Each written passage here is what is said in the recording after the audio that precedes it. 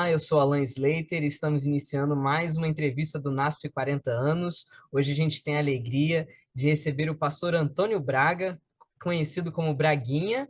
Obrigado, pastor, por ter aceito o nosso convite, viu? Uma alegria estar com você aí nesse momento e a gente poder bater um papo. Vai ser uma grande entrevista, o prazer é todo nosso, pastor. Conta pra gente um pouquinho sobre a sua trajetória, onde o senhor nasceu e quando. Beleza. Eu sou baiano, né? Diz que em cada filho dessa nação existe um baiano de coração. Eu sou baiano, sou lá da região de Jequié, região do sertão da Bahia. Sou de 1961, nessa época, agora completo agora 62 anos, mês de maio. E iniciei minha trajetória de vida por aí. Não sou adventista de berço, vim para a igreja aí nos meus 15 anos.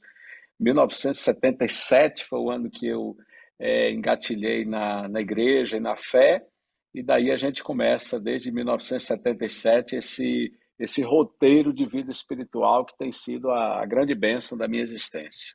Pastor, como é que o senhor e sua família conheceram a Igreja Adventista? Minha família, a gente veio de uma situação, minha família de origem, tanto de pai quanto de mãe, são famílias muito enraizadas no catolicismo, a religiosidade muito, muito forte, muito apegada. E meu pai conheceu a mensagem através da colportagem, um colportor que chegou na região onde a gente morava, que era na região de fazendas, e dali ficou a semente lançada. Depois, mais tarde, essa semente frutífera, isso foi na década de 60 ainda, e mais tarde é que essa semente frutificou, quando meu pai finalmente aceitou a mensagem, e isso foi no ano de 1976, e um ano depois eu aceitei a mensagem também. Então, a minha história, e aí temos eu, meu pai e a minha mãe. Minha mãe, eu tive a alegria de ser o primeiro batismo que eu fiz, foi o batismo da minha mãe. Que legal, pastor. Isso é uma coisa muito bacana. E quando veio o desejo de fazer teologia, pastor? Quando eu vim para a igreja, meu primeiro contato foi muito com o clube de desbravadores, e aquela animação com os desbravadores. Então, eu tenho guardado muito forte na minha memória.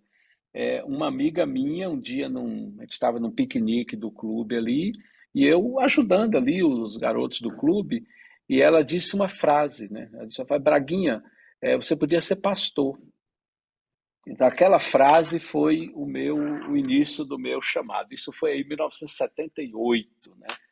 E foi a partir daí que eu comecei a criar um roteiro. Até por conta disso, quando eu fiz o meu ensino médio, a gente tinha ali o curso normal de ensino médio, eu acabei fazendo magistério. Eu achei que, puxa, fazendo magistério eu vou ter uma conexão melhor e foi algo que me ajudou de fato, né? Lidar com pessoas, etc. Então foi a partir de 1978 que tem o início esse meu chamado, a partir de diferentes formas a gente sente um chamado, né? O meu foi muito especificamente nesse dia, era um domingo, a gente estava num ambiente de piquenique, quando essa amiga, minha amiga até hoje, ela disse essa frase, e aquela frase foi o start, assim, do meu chamado. Além do magistério, qual mais são as suas formações acadêmicas, professor? Onde o senhor cursou teologia e quais os anos que o senhor estudou? Quando eu terminei meu ensino médio, foi em 1980. De 81 a 84 estudei teologia no ENA, no antigo ENA, que não existe mais, né? Eu estudei teologia no ENA. Anos mais tarde, eu fiz, ao longo do tempo, uma série de formações que eu sempre me interessei em estudar, até fora do ambiente da igreja, sempre me interessei em me aperfeiçoar em cursos livres, congressos e tudo. E aí, no início dos anos 2000, eu fiz uma especialização em terapia familiar sistêmica. Depois, quando eu já estava no ambiente do NASP, eu fiz uma especialização em docência do ensino superior e fiz o meu mestrado na Metodista, na área de ciências da religião. E Perfeito, continuo pastor. estudando, sempre fazendo cursos, que são as coisas que eu gosto. Que legal, pastor. E conta pra gente brevemente os lugares onde o senhor trabalhou durante seu ministério. Beleza, eu tenho bem claro assim na minha mente todo o meu roteiro. Eu trabalhei 35 anos no ministério. Eu comecei em 1985 em Itabuna.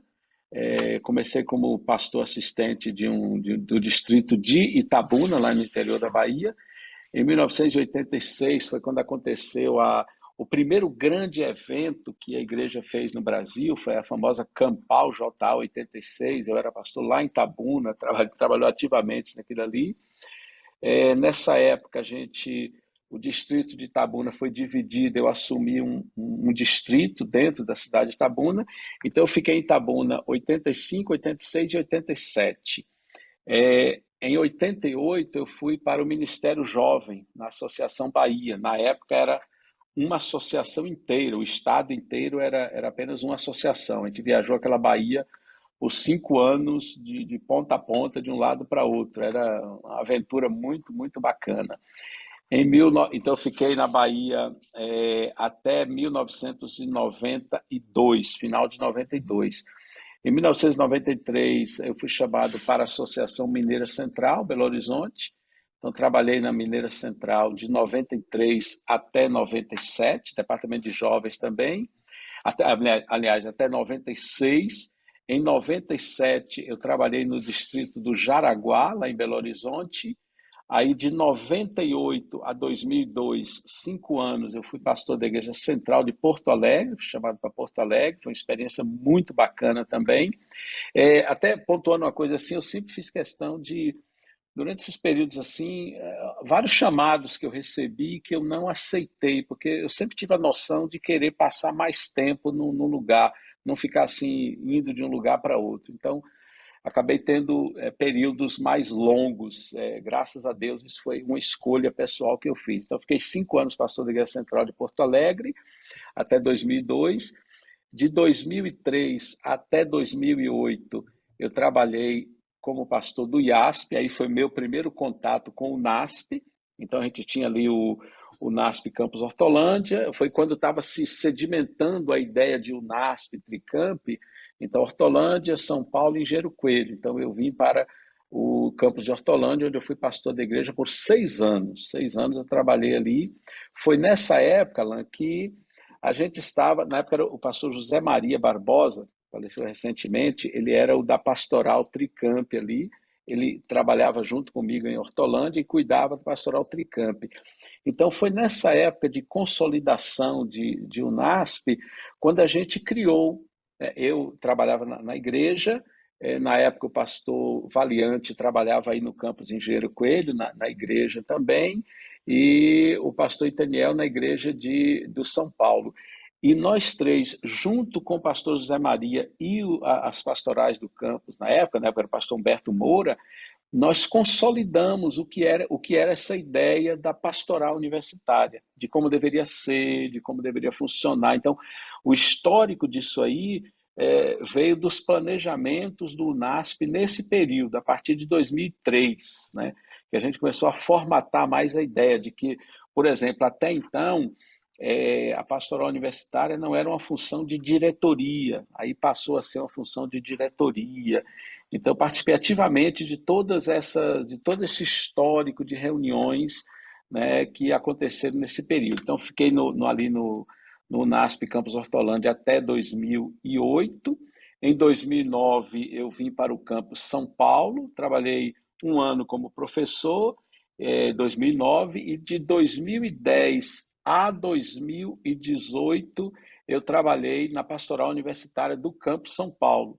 Aí foi o período que a gente trabalhou muito junto ali com o pastor Edson Romero, depois o pastor Binho, que a gente trabalhou muito junto com a pastoral aí do Engenheiro Coelho, e a de Hortolândia também, que na época o pastor Jael, o pastor Narciso, que era o da pastoral Tricamp. Então foi um período muito, muito bacana, consolidado. Aí 2019 foi o meu último ano, que aí eu trabalhei no campus Engenheiro Coelho como professor, e aí fecharam os 35 anos do ministério quando eu aposentei pelo IAJ, aposentei do ministério. Então esse é o roteiro de 35 anos. É uma belíssima história, né, pastor? Poderia Então, abençoado. um pouquinho, elaborar um pouquinho melhor para a gente, né, aprofundar mais esse período que o senhor teve no IASP? Qual foram as suas primeiras impressões ali? Foi o primeiro internato que o senhor trabalhou? Quais foram as dinâmicas e os desafios que o senhor teve ali? Uhum, legal. Então, eu cheguei no IASP no ano de 2003. Eu, de fato, não conhecia sequer o ambiente ali. O IASP estava vindo de um período muito difícil administrativo com a igreja. Durante os 2 anos anteriores à minha chegada no IASP, houve um racha com a igreja, entre a igreja e a instituição ali, de sorte que durante 2 anos que antecederam os meus, havia duas igrejas no IASP, a igreja da escola e a igreja da comunidade. Eram dois pastores que trabalhavam ali, separados, diferentes, e quando eu vim, foi com o projeto de reunificar isso aí. A igreja estava passando por uma reforma física, foi quando houve o problema, e então houve a divisão, ficaram 2 anos sem que nada fosse feito naquela reforma, e eu cheguei ali em 2003 com o pedido da associação para reunificar.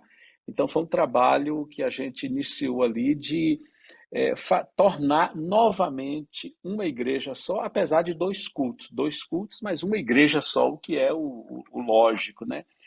Então a gente trabalhou nessa construção e a gente teve aí, depois de 2003 e 2004 foram anos muito difíceis nesse projeto.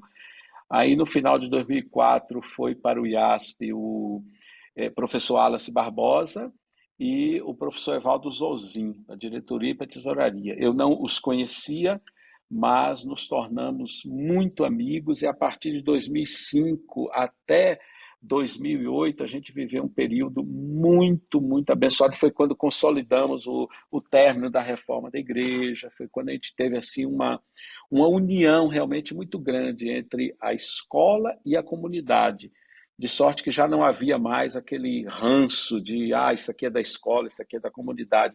Então a gente teve um período muito, muito bacana, muito agregador nesses anos passados ali. Então, dos 6 anos, eu divido muito bem o período assim. 2 anos foram muito difíceis, não se colocar nomes, foram anos muito difíceis, muito intensos. E 4 anos com o professor Wallace e o professor Zozin foi um tempo muito, muito abençoado, junto com a comunidade e a escola. Uma união muito grande.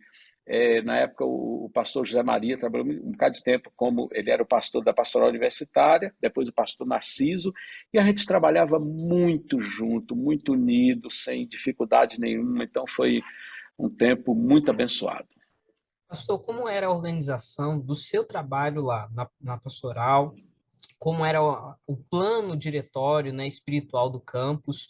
E o que que mudou quando organizou, então, o Tricamp? Dentro dos desafios, dentro da orientação do que deveria Uhum, ser feito no seu trabalho lá. uhum. Acho que a figura central para todo esse processo de organização da pastoral foi a figura do pastor José Maria Barbosa. Ele era a figura que agregava tudo isso, ele que conseguia juntar, e isso era talvez ficou como patrimônio muito bacana. Ele tinha a capacidade de juntar os pastores da igreja com as pastorais universitárias. Então a gente não tinha, todas as reuniões a gente estava junto, não havia separação. Então, dentro do campus em si, a gente tinha, claro, as atividades do pastorado da igreja e da pastoral universitária, mas sempre trabalhando muito juntos. Isso foi um patrimônio que, para mim, valeu por uma história muito significativa.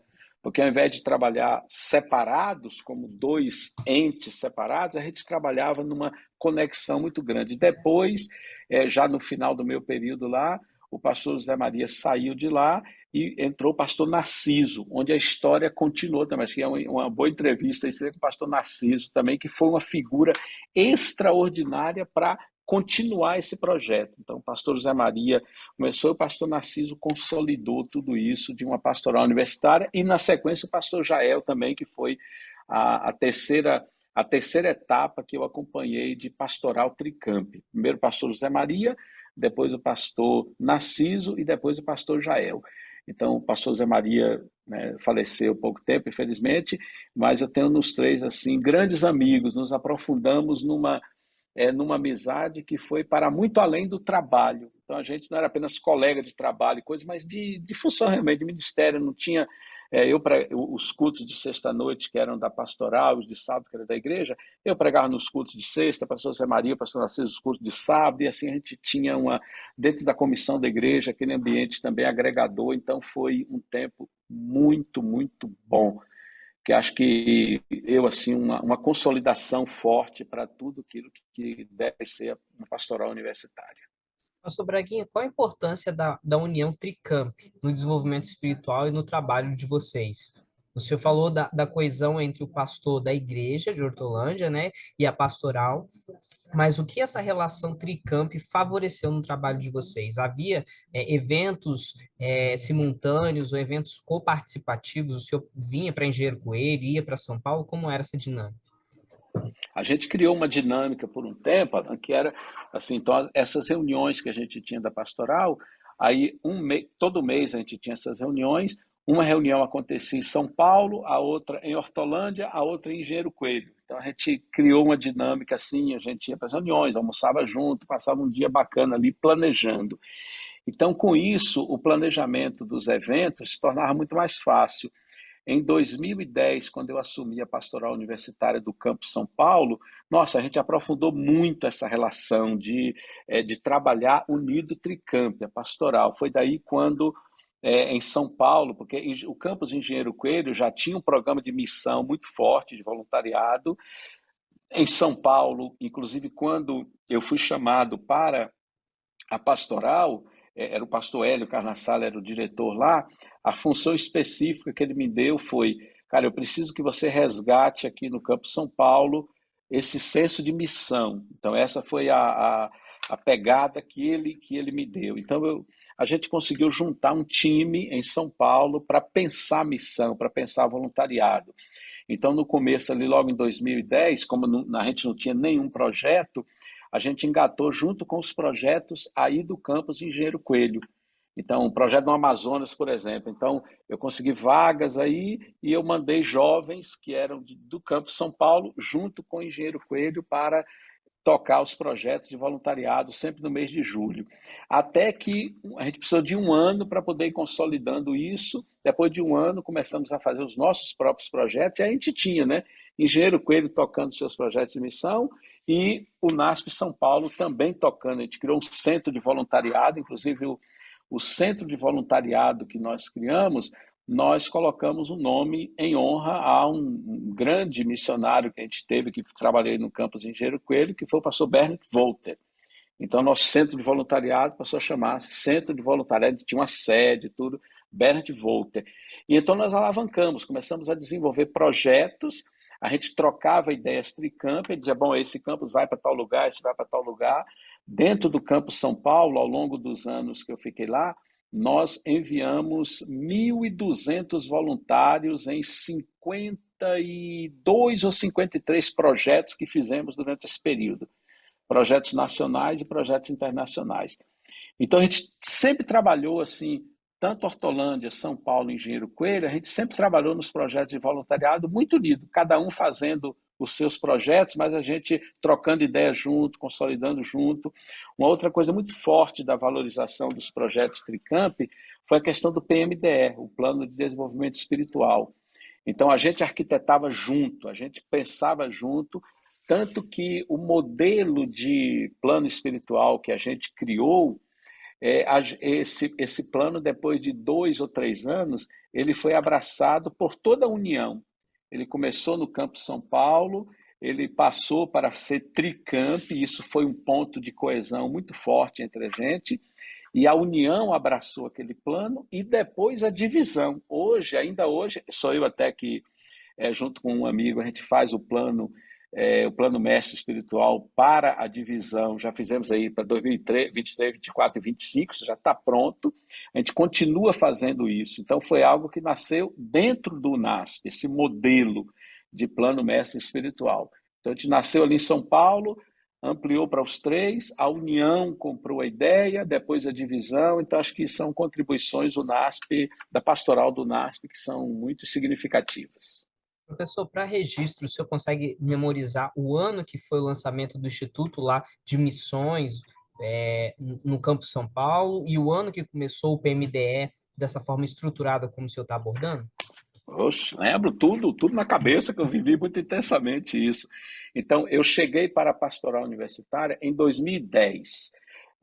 2010, então eu trabalhei, até 2008 que eu trabalhei no campus Hortolândia, a gente nunca conseguiu, o pastor Zé Maria não tinha conseguido implantar um plano de mestre de desenvolvimento espiritual. Quando eu vim, em 2009, eu trabalhei dando aula em São Paulo, 2010 que eu vim para a pastoral, primeira reunião com o pastor Narciso, ele era da pastoral Tricamp, ele disse, a gente tem um problema, eu preciso resolver essa coisa do PMDE e não tenho uma ideia para isso. Então isso foi 2010. Então em 2010 me bateu uma ideia de um modelo que poderia ser em 4 bimestres, com cores diferentes. Então me bateu essa ideia e aí eu chamei um amigo meu, professor aí do campus Engenheiro Coelho, muito tempo aí, professor Luiz Henrique, o LH. Então chamei o Luiz Henrique, eu falei, que era da publicitária, eu falei, cara, eu tenho uma ideia sobre isso aqui, você consegue desenvolver? Eu não vou te pagar isso aqui porque eu não sei se vai à frente, mas você consegue desenvolver isso? E ele desenvolveu o primeiro plano de desenvolvimento espiritual que a gente implantou ali no final de 2010. Então, 2011 foi o primeiro ano que teve esse modelo de PMDE. Ainda lembro do tema, era seja. A gente pega sempre a ideia de uma crença fundamental, traduz a crença fundamental para uma campanha de marketing, uma campanha publicitária. Então, a campanha era seja feliz. Seja feliz, então seja fiel, seja feliz, né? Seja pleno, seja feliz. Então, cada bimestre a gente.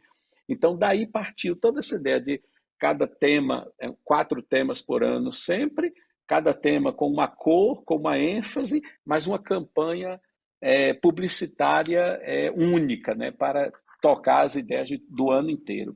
Então, 2011 isso começou e aí não, de uma forma ou de outra não parou mais de ter essa mesma ideia, esse mesmo formato. Antes do PMDE, como é que vocês se organizavam em relação a esses projetos segmentados? Havia algum plano parecido? Não, eram projetos mais soltos, né? Porque o PMDE, que ele existe há muito tempo, ele era um plano assim, era um calhamaço de papel assim, era um plano muito bom, feito por outras cabeças, era um plano muito complexo, de alta complexidade, e talvez por isso não funcionava, né? Ele pedia que se enfatizasse 10 valores ao longo do ano, então você se perdia no meio daquilo. Então, esse era um problema que todo mundo enxergava no modelo de plano. Você tinha os eventos soltos, mas você não conseguia ter um plano. Com esse modelo, a gente criou a ideia de que tudo no campus tinha que girar ao redor dessa ambiência espiritual. Ou seja, ao redor do PMDE, a gente dizia que o PMDE era a linha mestra, o fio de ouro que atravessava todas as atividades do campus. Então, eu experimentei muito isso em São Paulo, desde o momento que tinha a capacitação dos professores no início do ano, a aula inaugural, as meditações de sala de aula, tudo estava interligado dentro de um plano só, dentro de uma temática só, dentro de uma unidade só. Então, para que a ideia é que o campus respirasse aquele ambiente. E isso foi bacana por quê? Porque não era uma atividade da pastoral, era uma atividade da escola. Aí isso envolvia, claro, os outros segmentos da escola, a pastoral da escola básica, desde as crianças, o plano contemplava sempre todo o segmento, desde as crianças até a faculdade. E hoje o PMDE é um projeto da divisão sul-americana, né? Ela abraçou isso e Uhum. agora vem de Sim, cima para sim. baixo. Como é que as relações Uhum. então mudaram? E a influência do NASP para toda a divisão sul-americana a gente ter um plano de desenvolvimento espiritual unificado? Como você vê essas relações? Quando nós criamos o plano a nível de UNASP, a ideia era que o plano funcionasse localmente. A gente nunca teve a ideia de que isso fosse, e eu repito isso sempre, de que isso fosse um pacote grande feito para funcionar para todo mundo. Então, aí está a dificuldade dele, muitas vezes, é que quando ele vira um pacote feito para todo mundo, então ele acaba se perdendo, se fragmentando. Então, a concepção original do plano é que ele fosse feito localmente. Quando eu faço as reuniões, e, por exemplo, a gente estava aí montando o PMDE do ano passado, né, para 2023, 2024 e 2025. A campanha já está pronta para esses 3 anos. A 2023 está aí, que é com a temática da Bíblia, que vai para 2 anos a campanha. Então, nas reuniões com o pessoal da divisão, a gente sempre enfatizou isso, que o PMDE só dá certo se a comunidade local da escola comprar aquilo como seu, não como um projeto que vem de cima. Se é como um projeto que vem de cima, ele fica apenas cartazes colocados ali, nada muito mais que isso, né? Então, onde é que o PMDE funciona? Onde tem uma liderança de escola e de pastoral que realmente compra aquilo. Bom, esse projeto aqui é nosso, nós estamos abraçando esse projeto. Porque como é que a gente funcionava lá, especialmente no Campo São Paulo? A gente criava, primeiro, a gente não criava o plano dentro do ano. Quando começava o ano, que desencadeava o PMDE daquele ano, em fevereiro, a gente já começava as tratativas para o PMDE do próximo ano. Essa foi sempre a nossa dinâmica. Então, esse aqui já está funcionando, isso aqui já está resolvido, a gente vai admitindo que está funcionando e começava o comitê para a gente trabalhar o projeto do próximo ano. No final do primeiro semestre, a gente já tinha toda a campanha delineada para o ano seguinte, com comissões, bom, o pessoal da escola básica, como é que pode contribuir? Isso aí a gente fazia no segundo semestre. De sorte que quando chegava ali outubro, novembro, eu já tinha toda a campanha pronta, colorida, desenvolvida, para quando chegava o pessoal na capacitação no início do ano, tudo aquilo já estava ali colocado, os cartazes já estavam prontos. Então, essa foi uma dinâmica que a gente aprendeu. Então, como é que funcionava bem? Os professores sentavam para discutir, a gente tinha reunião, encontro mensal com esses times que iam pensar o PMDE. Bom, onde é que está dando certo? O que não está dando? Então, ele funciona quando ele é assim assumido localmente, senão fica como mais um plano. O senhor acredita que o PMDE influenciou na capelania da divisão sul-americana e no trabalho com educação de forma positiva? Como o senhor vê esse ministério, né? Sim, ela foi uma coisa bem assim, por isso ele foi crescente, né?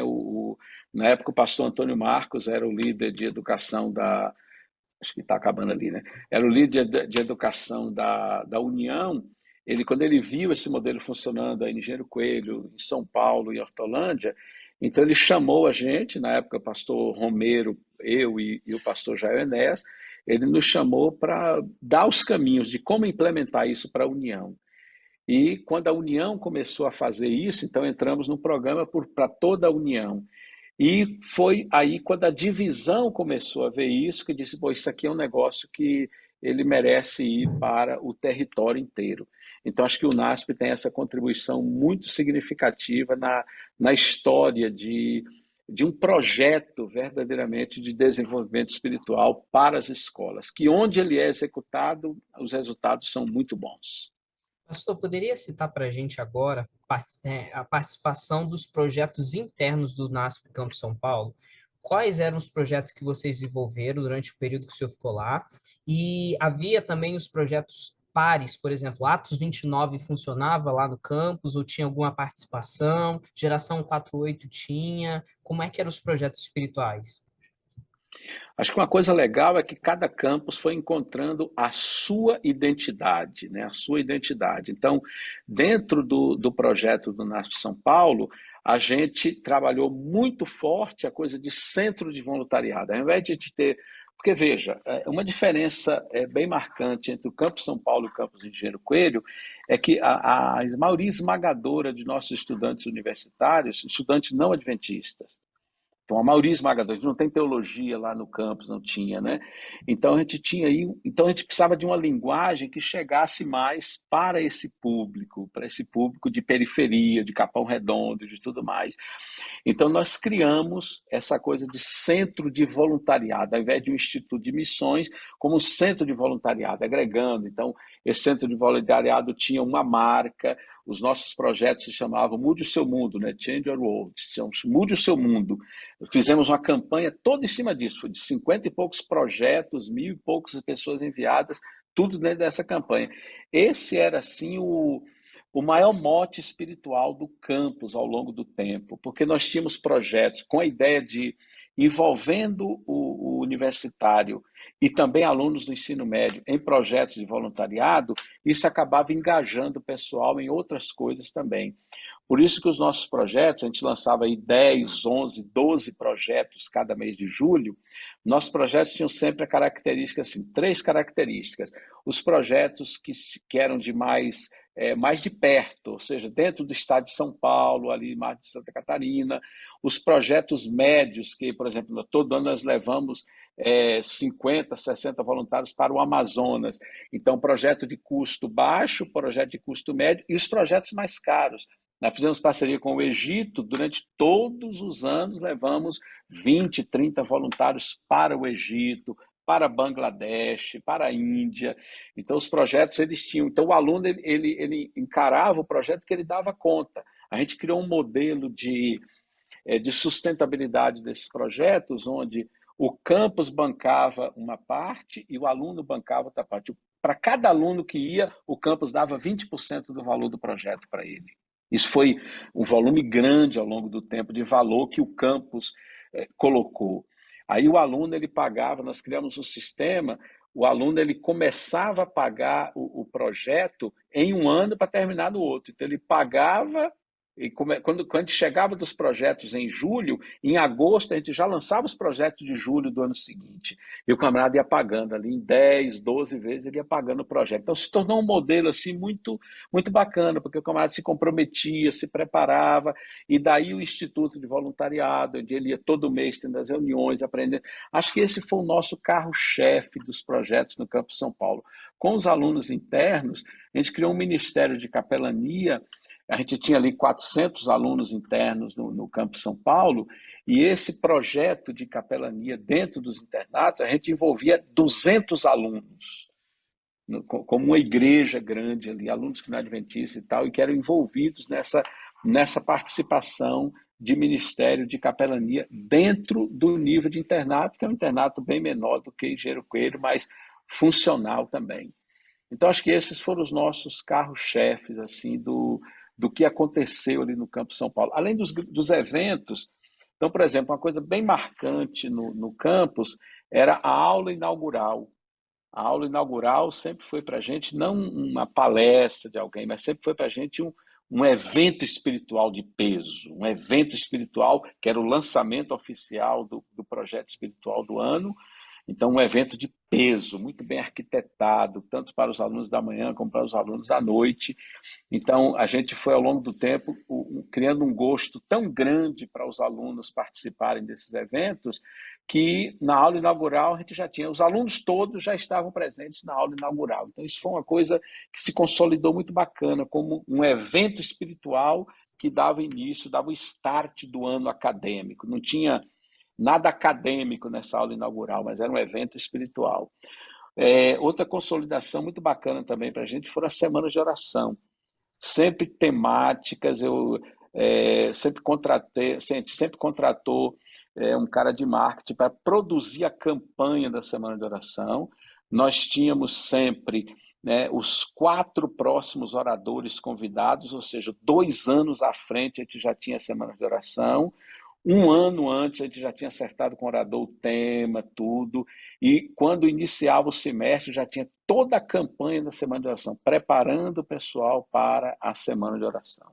Então, acho que são coisas que foram se consolidando de forma muito bacana nessa intencionalidade.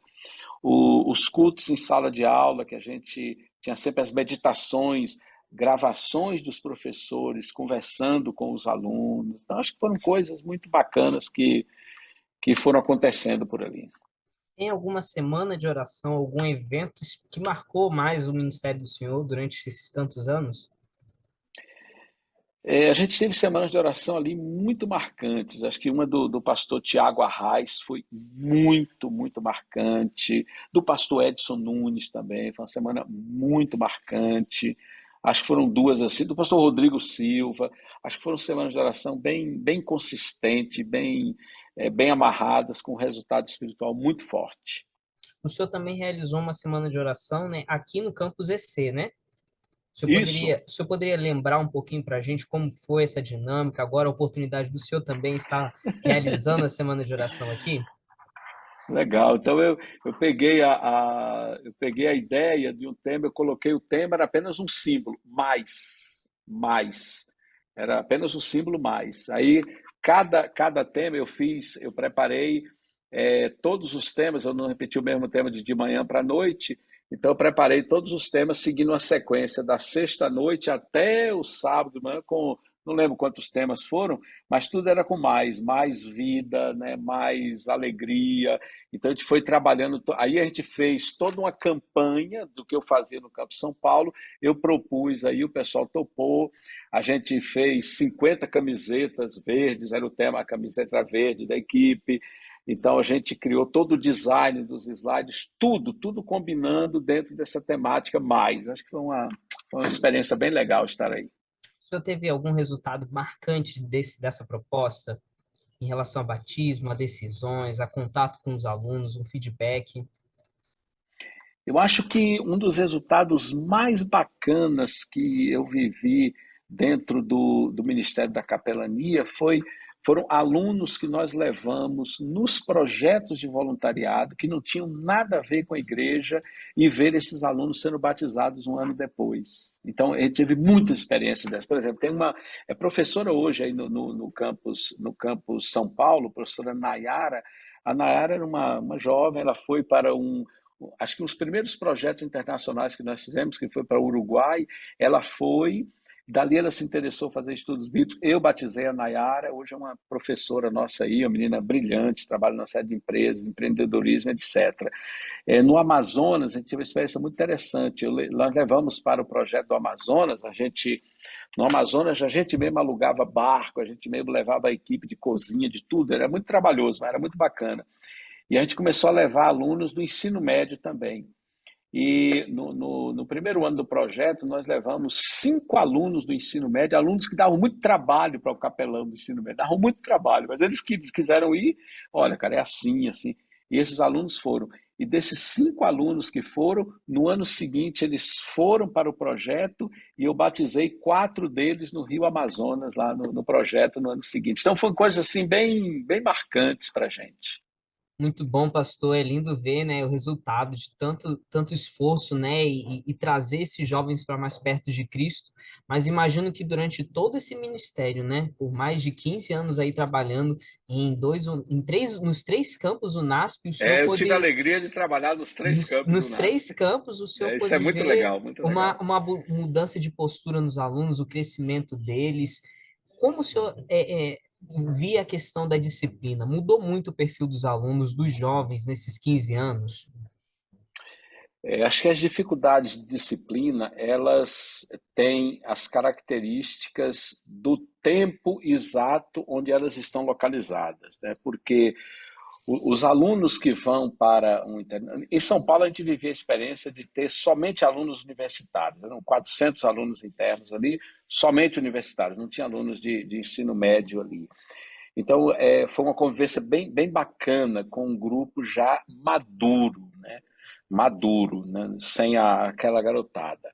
E, como todo internato, vindo de diferentes regiões do Brasil. A gente brinca sempre que internato é uma coisa. Quando o pessoal que é mais, né, da bagunça e tranqueira, o cara vem lá do Pará, vem outro do Rio Grande do Sul, vem outro de Manaus, os caras que são da meio tranqueira, né, eles se encontram com 2 dias, já são amiguinhos e daqui a pouco um já está indo embora ou já se encrencou com alguma coisa, né, porque está na índole, né.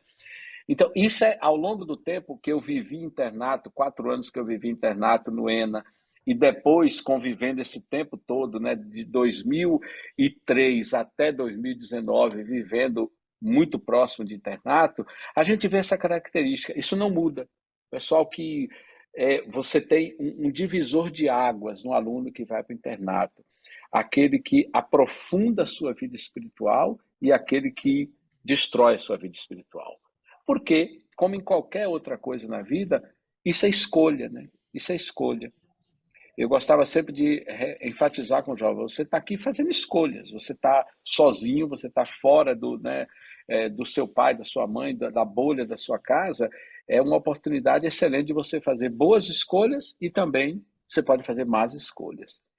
Então, acho que essa autonomia que o jovem passa a ter quando chega no internato, ela é muito benéfica para a maioria e ela é extremamente complexa para uma outra parte. Mas isso, se ele estivesse lá na cidade dele também, é provável que ele faria escolhas equivocadas do mesmo jeito, né? Afinal de contas, não é apenas o ambiente que traz isso, mas a índole da pessoa, o tipo de escolha que ela vai fazendo, ela já chega, afinal de contas, ela chega do internato já com uma formação anterior, né? Já com uma percepção, com uma visão de vida. E ali, ou ele aprofunda seus relacionamentos, ou ele se torna alguém que não tem relacionamentos, né? Eu tenho a alegria de, o tempo que estudei no ENA, né, de 81 a 84, eu tenho a alegria da gente ter grupo de amigos até hoje. Quantos anos se passaram, né? Nós fazemos, né, todos os anos encontro com essa turma do ENA. Esse ano, nós fizemos um ano lá em Recife, um ano em Salvador, no ano passado em Natal, esse ano agora vamos fazer em Fortaleza. A gente reúne aí 60, agora vão estar 70 pessoas lá. A gente vai com as famílias e tal, agora já a maioria aposentado. Então, veja, isso é uma coisa que eu sempre vi como uma grande vantagem dos internatos. É a capacidade absurda que a gente tem de consolidar relacionamentos que seguem pela vida. Então, grandes amigos do meu horizonte de amizades são amigos desse tempo, que fomos forjados ali, né, durante o período do internato. Então, acho que essa é uma coisa que nunca pode ser esquecida. O internato é um tempo de grandes escolhas na vida, ou escolhas boas, ou escolhas equivocadas, como em qualquer lugar onde a gente esteja. Perfeito, pastor.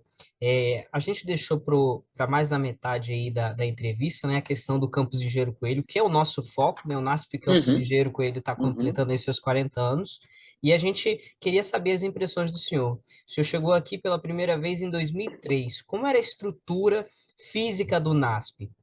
Era muito diferente do que é hoje? O que que o senhor teve como primeira impressão? Acho que sempre foi uma impressão muito positiva, muito positiva. Um ambiente grande, um ambiente espaçoso. Acho que isso sempre foi muito legal na primeira impressão que tive de estar aí. E ao longo do tempo, de 2003, onde vendo ali sempre estando presente, foi muito legal ir vendo as coisas que foram se consolidando e melhorando. Quando eu cheguei em 2003, a igreja era inacabada, então ver a igreja sendo acabada foi uma coisa muito bonita. Ver novos espaços que foram sendo criados durante um bom período, você tinha sempre novas coisas acontecendo, novos espaços sendo criados. Então a gente vê como algo assim muito muito vivo, muito bacana, né?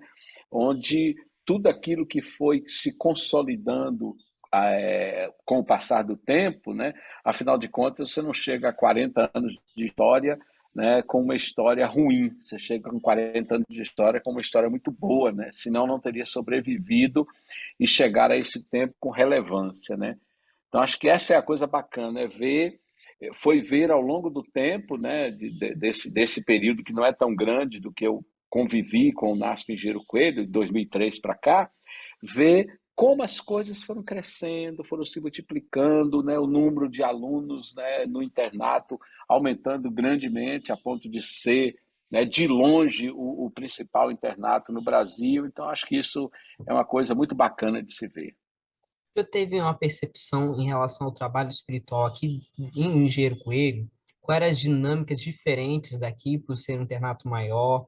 Como era o corpo de pastores que compunham aqui o nosso colégio durante esses 15 anos? Acho que sempre teve algo bem, bem bonito aí ao longo do tempo, tanto com primeiro o pastor Moura, que mora aí por perto, eu acho ainda, os bons anos que o pastor Edson Romero ficou aí, o pastor Binho também, que foi o último que eu acompanhei.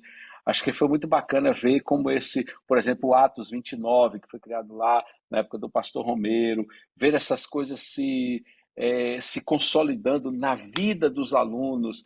as digílias. Eu tive aí até pregando numa digília certa vez, que era um programa de 12 horas durante o dia de culto.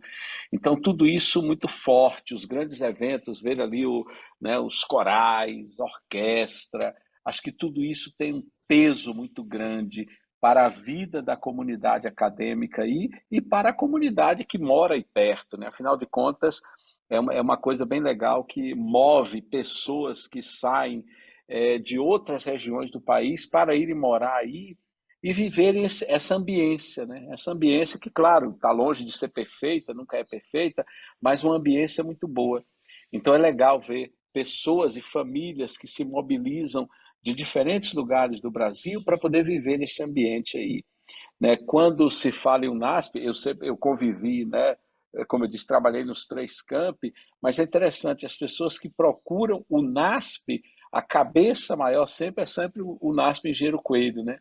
Apesar de o NASP São Paulo ser muito mais antigo, né, que é um colégio que nasceu em 1915, o imaginário do povo é sempre o NASP Engenheiro Coelho, é para lá que se dirige, as pessoas querem conhecer, querem ver, querem vivenciar essa experiência. Acho que isso é um patrimônio muito bacana que o campus tem e que isso não pode ser relegado. Então, acho que aí a gente teve grandes nomes na pastoral e na igreja também, que sempre deram um cunho espiritual muito forte, muito abalizado. Acho que esse é um legado, um patrimônio muito bacana.